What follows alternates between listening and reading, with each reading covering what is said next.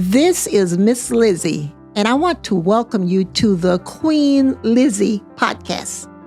Together, we will go through the history of Rosewood, Florida, and watch as the once prosperous town rises out of the bloodshed, fire, and ash to reveal the people, the memory, and the legacy of Rosewood.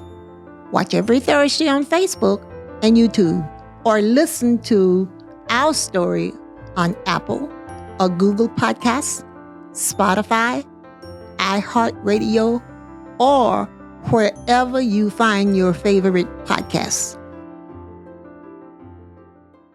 Hello, everybody. I am Lizzie Polly Robinson Brown Jenkins, representing not only the Rosewood Foundation, but the personal testimonies and history of cherished friends and family. You are now watching the Queen Lizzie podcast. Today, we are talking with Malcom and Ashlei Askew. Welcome to the Queen Lizzie 151st episode. Oh, wow. I'm excited to be here. Okay, and I'm excited to have you all here as my guest today. Mm-hmm. Okay, so where do we go from here? Would you like to start the conversation? Would you like for me to start? I'll tell you what, why don't you all introduce yourselves, okay, and tell us about your background, something that you want us to know. Okay. And we'll go from there. Ladies first. Okay. Well, my name is Ashlei. We have been in Gainesville since 2006. Okay. So we are transplants. We came here. I'm originally from South Florida. Okay. And we came to attend the University of Florida. And so we kind of stayed. You know, we graduated, started our family, and stayed. And since then, I've tried to, get out of Gainesville a couple of times.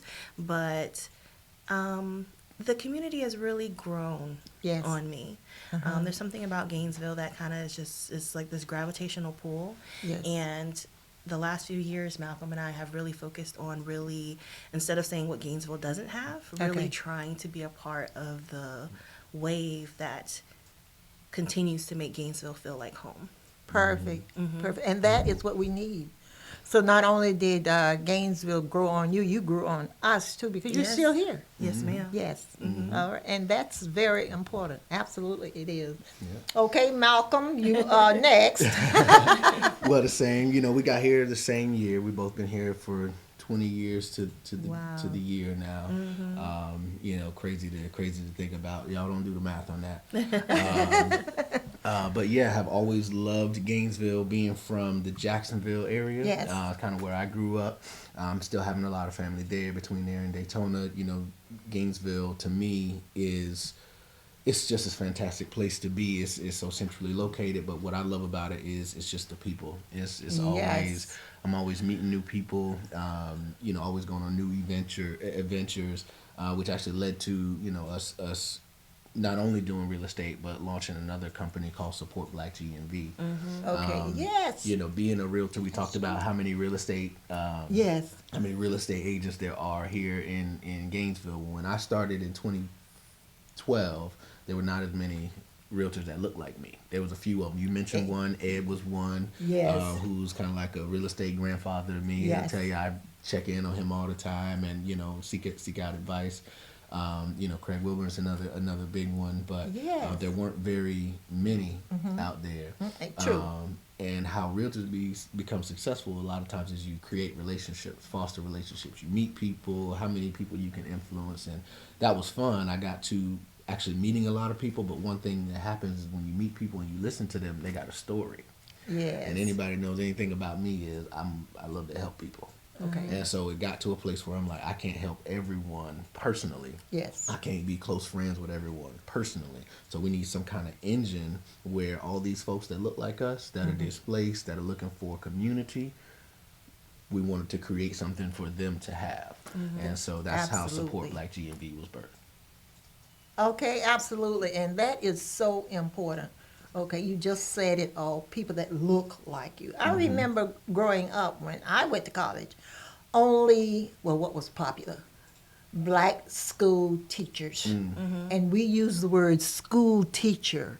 People ask me, well, why do you still say school teacher? Because then that was very popular, that was very, very important and meaningful. I mean, if you were a school teacher, you had it going on. Oh, yeah. Recently, after then, black nurses. But basically, black teachers. If you were a teacher back then, when I was in 1961, oh, you were Miss America. Okay. Okay, It and should still be that way. yeah, okay, it probably is, but I'm no longer there. But people treated us with so much respect, and you know, our parents before the teachers, they were not all degreed, okay, but they were educated.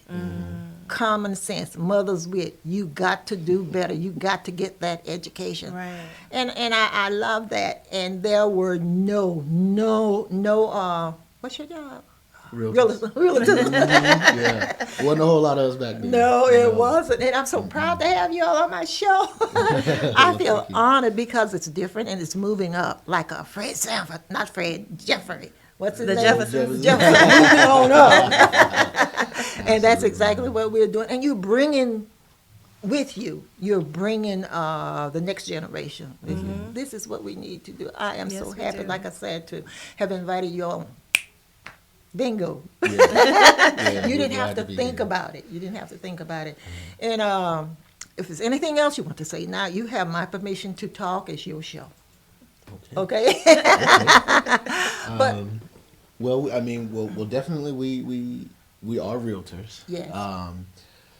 How we consider ourselves a little bit different is we focus on education. We're talking a little bit about some potential education opportunities we could work on together. And I don't know if you noticed that we started to light up, but the reason for that is because that is who you to are. us that is what real estate is. Okay. It's teaching people, right? Yes. What we do is what we do as realtors. There's a lot that goes into it, but if you really drill it all down, we are a support system for people. And so we there's different ways that you can function as a support system. Yeah. How we choose to function is we want to build people up so that they can make wise choices almost on their own. Okay. Almost, right? Okay. We like to be needed. We do like to help people buy. But the point is that what I've noticed within our industry, how a lot of agents have approached it was really what created opportunities for us. Yes. What you hear about your common realtor is that they are very invested in the now. When you're ready to buy, or when you're ready to sell, or when you're ready for whatever, then I hope you will just reach out to me. But what we didn't see was a lot of realtors impacting their community from a genuine standpoint. They might do an event here or this or that, but it is literally for clout so that you can then later sell more houses, versus we operate on a serving first, and then as the business comes, we're here to work it. But our passions and our energy is more so focused on, again, adding value to the community. And That's our first step. what's the name of your business again? Support BLKGMV is how it's spelled. We call it Support Black Gainesville. Okay. That's what it's designed to do. And I hope y'all are listening. Support Black Gainesville, and that's what I do. I think that's what I do. I'm supposed to be promoting. Okay, and I think you do. Oh, I okay. think you do. I think you do a good job supporting. Okay, Yeah. okay. That's what it's all about. It's not about me. I tell people, okay, I'm Rosewood. I do Rosewood. I know the history, 42 years of it, but Rosewood is not about me. I tell the story. And I want other people to explore, to investigate, but don't take my story and make it your glory and lie on what happened. And many historians out there do that.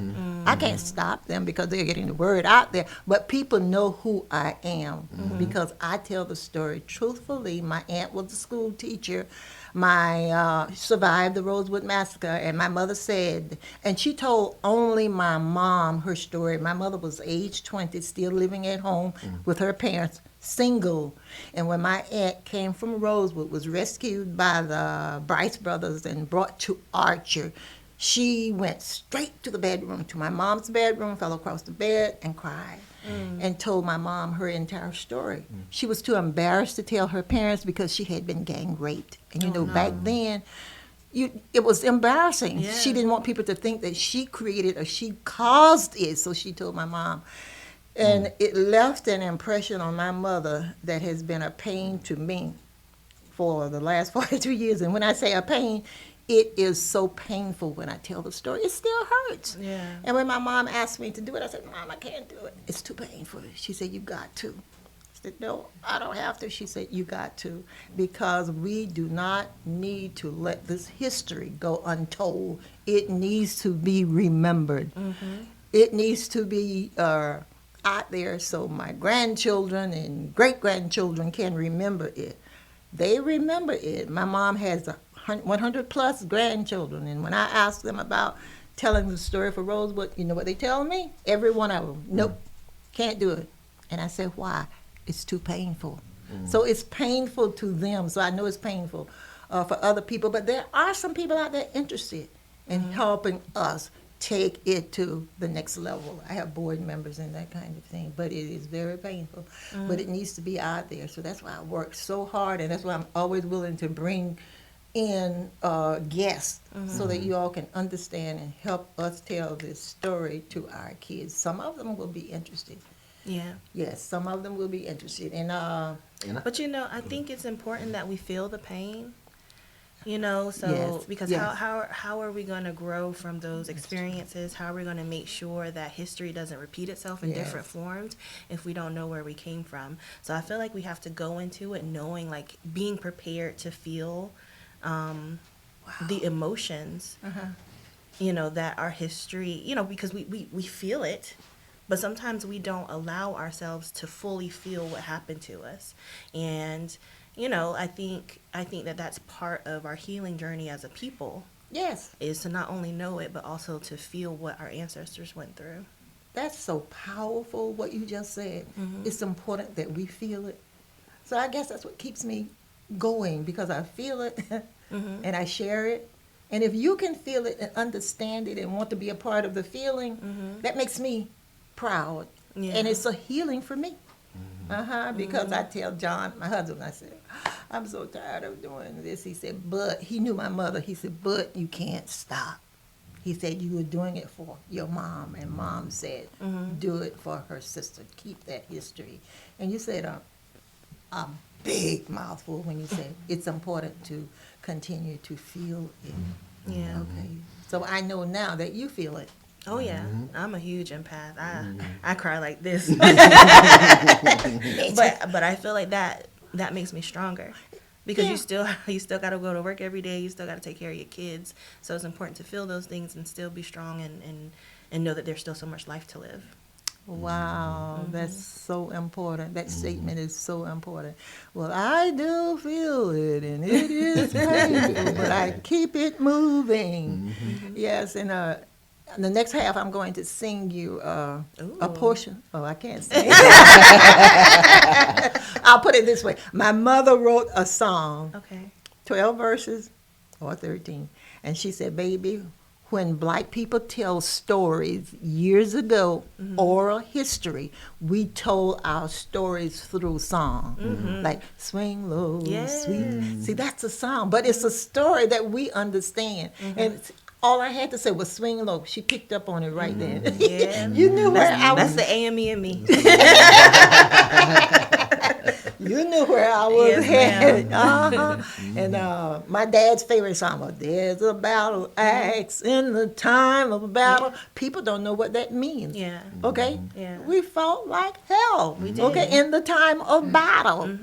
And a shelter in the mighty storm. Yes, Those were Lord. our songs. Those were stories that we learned many years ago to tell our story through songs. So she wrote this song and she said, baby, you must sing this song before you tell the Rosewood story.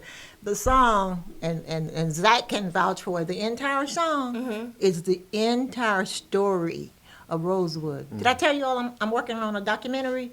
You did not, no. Okay, I need your help Okay. to get the message out there and be a part of. Yesterday we did a resurrection play at my church. My aunt and my mom and all of my Brown families family members are buried at that church. And I was sitting there visualizing. I knew I was going to do a documentary. And I said, this is the perfect place to do it, in my church, where they are buried in the cemetery, and they all went to church there. They sang in the choir there. My grandfather, their father was an associate pastor there. So keep this in mind. We're going to do a documentary in Archer, hopefully, at my church. Okay. And it's not going to be, I don't want any one-man show, like one producer. I don't want anybody to take credit for, oh, I did this. I was the photographer. No. It's going to be, I said it's not about that. it's not. It's going to be a community for the community. We need these children participating. When it says, run, run, run, run on for your life. Oh, Lord, hide she can't sing, anywhere. Just try to survive. The children followed their leaders with fear in their souls and almost froze to death because it was so cold. So we need children acting that out. No, I can't sing. I heard you. I heard what you said. But that's part of the song. Okay, but it's going to be nice. I have photos. I have everything I need. And once I tell my documentary, then people will know that these other historians are just a bunch of whomever. Money makers. That's what they are after, making money, embellishing other people's work. I don't like it because one woman went into my song and took out entire line about what my mom wrote about her sister. That's called intellectual property invasion, I believe. Does it sound like that? That sounds about right. It's my property. Or infringement. Infringement, something like yeah, that. Yeah, and she used it and sold a book and is bragging about it. I'll get her. I'm a star here. But what you're saying is so important. I mean, I think one of the most important things that we can do is reclaim the narrative for ourselves. Yes. Because so many people have been telling the story for us and have been, we know who's been telling the story, right? Who does not necessarily want the real story to get out for so many reasons. But what you're doing is so important because we not only need to know what has happened so that we don't forget, so that we understand where this pain is that we feel, these reactions that we have that we wouldn't even understand, is based on eugenics, right? We need to sometimes have that perspective, but also know how to continue to shape the story. I think that's the biggest thing, and I think right now we're losing, we sometimes have the perception of losing our youth because sometimes of how we tell it. We tell it focusing on solely the history, where we need to have the history as the foundation for the message for the message about how we move forward. So this is what happened. This is how we were able to allow it to happen. And as of 2026, or whenever you guys see it, as of 2026, this is how we move forward. This is how we reassert our community for the long run. Perfect. Okay, it's about time for our first half. We are going to head to a quick break, and we'll be right back after a word from our sponsors. I am Black History. I am Rosewood Black History. I am Florida and America's Black History, and you are too. January 1st, 1923, the KKK insurrectionists attacked Rosewood, killing 5, burning it down. Because a white woman lied and cried, a black man assaulted me. Rosewood redevelopment is on its way. Want to help? Visit rosewoodflorida.com. Meldon Law has been serving personal injury victims since 1971. In those days, Jeffrey Meldon's presence as an attorney in the music scene dubbed him with the nickname the Hippie Attorney. And although times have changed, 2 things haven't. Our commitment to bettering our community by helping the injured. Albert, are you ready to go to the game? And our love for the Florida Gators. If you bleed orange and blue, Meldon Law is the firm for you. Welcome back to Queen Lizzie Podcast, brought to you weekly from the Steve Spurrier Podcast Room at Spurrier's Gridiron Grill. We are here with Malcom and Ashlei Askew. The Queen Lizzie podcast is brought to you by Campus USA Credit Union, live from the Meldon Law Gator Studios at Spurrier's Gridiron Grill. Welcome back to the 151st episode of the Queen Lizzie podcast. And as I said, it's brought to you by the Gator USA Credit Union. I'm sorry, by the Campus USA Credit Union. Okay, and it's live from Meldon Law Gator Studios. Am I right? With Spurrier at the helm. Yep. Okay, Yep. and Freddie Weeby. Those are my sponsors.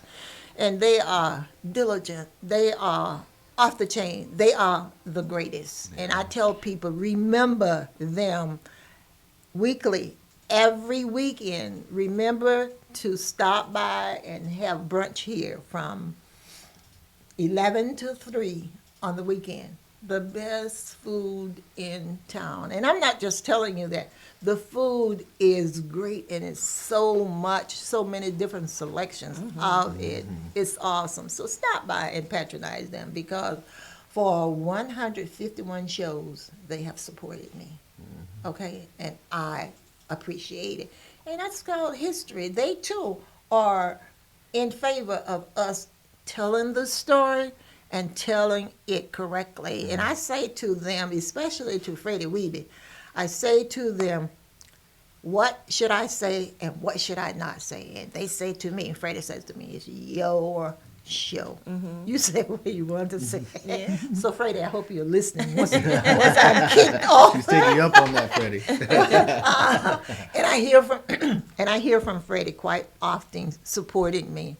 And Freddie too works on sending different people to me to do my show and to help me. And Pat Dooley just left. He was on the show prior to my coming on. And when Pat Dooley left, he said, Mrs. Liz, do you know, and I don't know the young man at Main Street News. I said, no. He said, I'm going to put you in touch with him because you need to bring him on to your show, and he needs to do a write-up, and you need to have him on your show. He likes stuff like that. Okay. I said, perfect. And he will be perfect to get out the message about our upcoming documentary. And like I said, I'm not going to give anybody the entire role of the full role of being the producer. No, you will not claim this.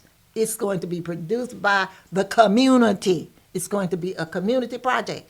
And all of us are important, especially our kids. Okay, Yes. so we are going to talk to I don't know his name, but anyway, he's from Main Street, and he's going to come in and be on my show. And after the documentary, I told you about the documentary we are planning. We're also planning a telethon to raise funds. The purpose of the fund, we need to build a museum in Archer on the 29 acres that was purchased in 1897 by the school teacher and my mother, grandparents, and great-grandparents, my great-grandparents. We still own 29 acres, and that is exactly where we are going to put the museum. So our kids that we are grooming, some of them may be the curator. We don't know. If they're not the curator, we want them there, okay, being involved, learning our history and taking it to the next level. I'm 88. I'm not going to be around. I want to get this in order so that you all and your children can take it to the next level. Don't let our history go unsaved. And I have confidence that you all are going to do it. Okay?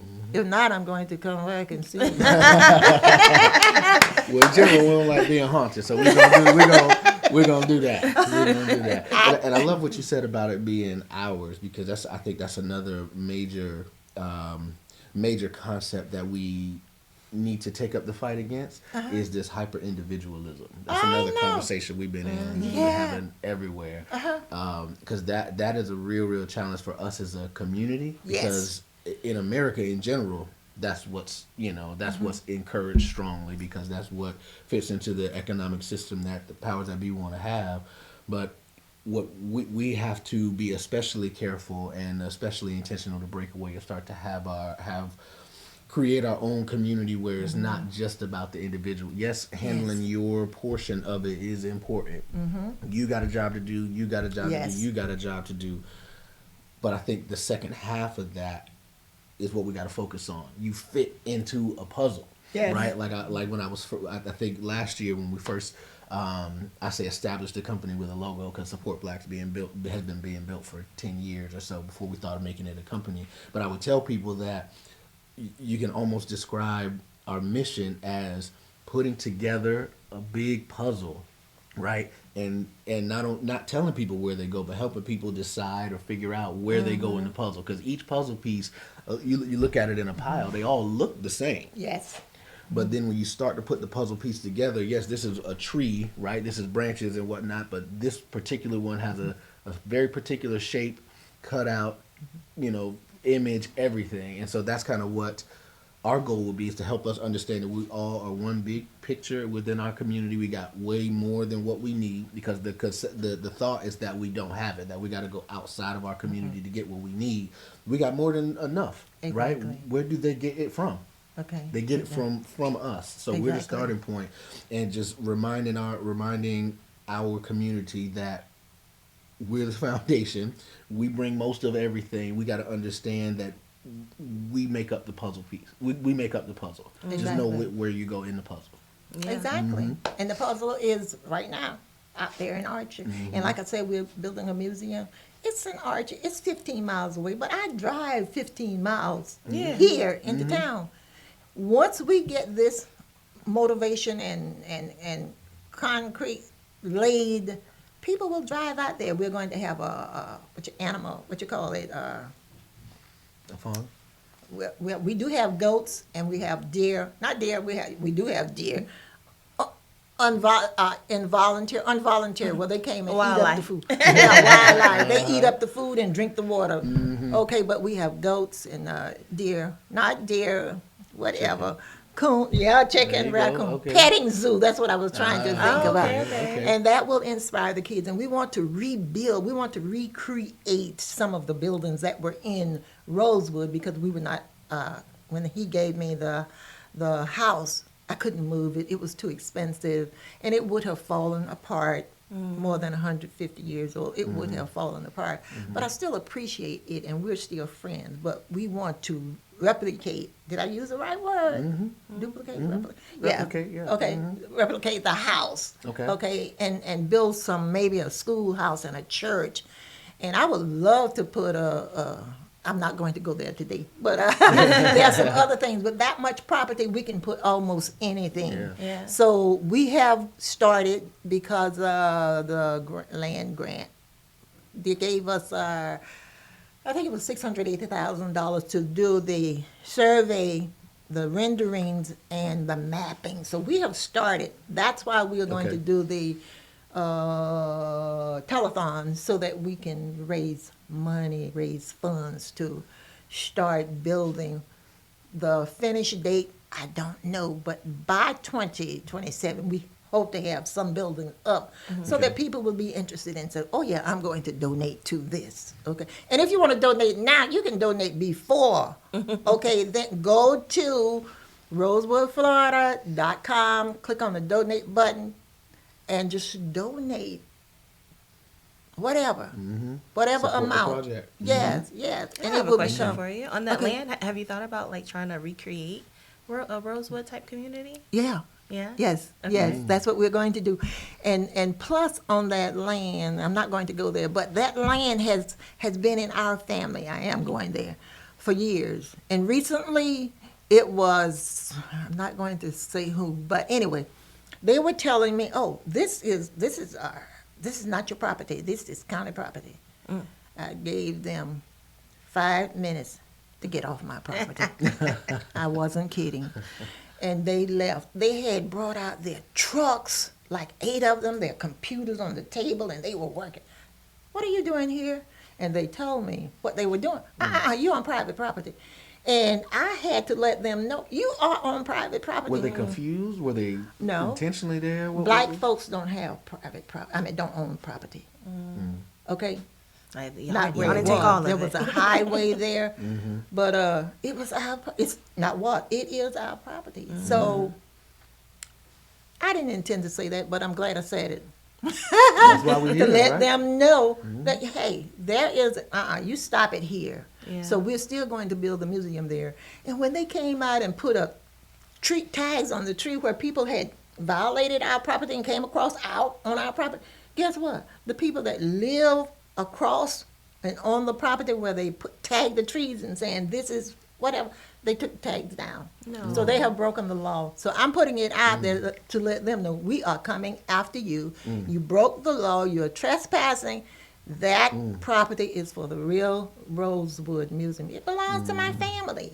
But like I said, they don't think, not all of them, that we own property. We should not own property. And now that I have told it, I have all of your help out there. I got your support. But yes. Yeah, give me an acre on the outskirts, and All right. I'll enforce that boundary for you. We'll make sure it pays for itself. Yes, indeed. So we're going to do the museum, and we are going to recognize on May 25th this year is Memorial Day. It is the 135th birthday, or 32nd birthday of my Rosewood aunt. We're going to do something, I don't know what, but we're going to recognize her in some fashion.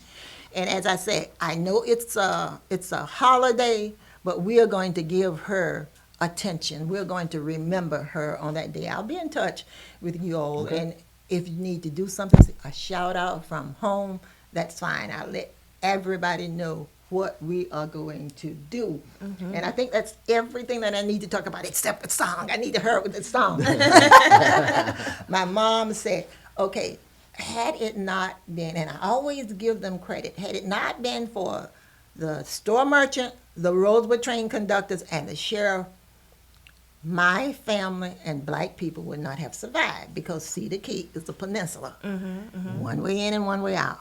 The train hub was in Cedar Key. The Bryce brothers owned the train hub. They didn't own the train hub. They owned a train at the Cedar Key train hubs. They kept it there. So the sheriff had begged and begged and begged different train conductors, and everybody said no. No, we cannot afford to put our family in jeopardy. They will kill us at night, because back then everybody was a member of the KKK. You didn't have a choice. You had to sign an oath. I got that from the Bryce brothers' daughter gave me that information. So Mom said, you must let people know that if it were not for them, our people would not have survived. And the song that she wrote, 3 verses, goes like this. The Cedar Key train conductors were told to pick up in Rosewood. Standing by the tracks with a lantern, its young school teacher stood, waiting in desperation to carry out the sheriff's plans, rounding up the hidden survivors to board the midnight train. The sheriff and the store owner worked around the clock. Oh Lord, inform the train conductors just when and where to stop. Pick up the men, women, and children who were hiding out, and bring them to Archer, Florida, traveling the same old route. Sheriff Walker and John Wright took on a daring risk, put the survivors on the train, Lord, and sent them off with a kiss. Notified the Gainesville families to be on the lookout for their kin. Told them the train was a-coming, and told them exactly when. Okay? Yeah, that's my mom. She said, please So include that's it. literally like, that's really cool, because like you said, we communicated through song.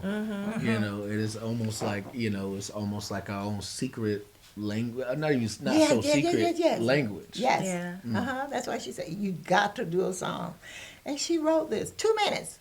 And I said, Mom, you're talking too fast. She said, shorthand, dictate, whatever she told me. And my mother was, what do you mean, dictate? 8th grade education, okay. And I was trying. So after we completed the song, then we went back and edited it. Okay. And then she was happy. Yeah, but anyway, that's my story, and I'm sticking to it. Yes, I love ma'am. your story. I love your story. Okay, love yes, your so story. we have a job to do collectively. It's our history, it's our story. And we are going to leave a legacy, a Rosewood legacy with truth, importance, education, you name it, we'll do it. Yes, Amen. ma'am. All We're here to right. support however we can because, again, the most important thing is the narrative. The most Right. important thing is the narrative that we got to understand where we came from so that we understand what the next step is. All these other communities and demographics, they have access to their history and they take pride in their history, and it's Thank you. time for us to do the same. Exactly. So this is my closing statement. Would one of you like to read it and just substitute my name when it says I am Queen Lizzie, and you can use your name there? You got the best I would let reading you. voice. I would say you Queen Lizzie. Would you? You want us to do? Okay. Oh, well, yes, of course. Uh-huh. All right.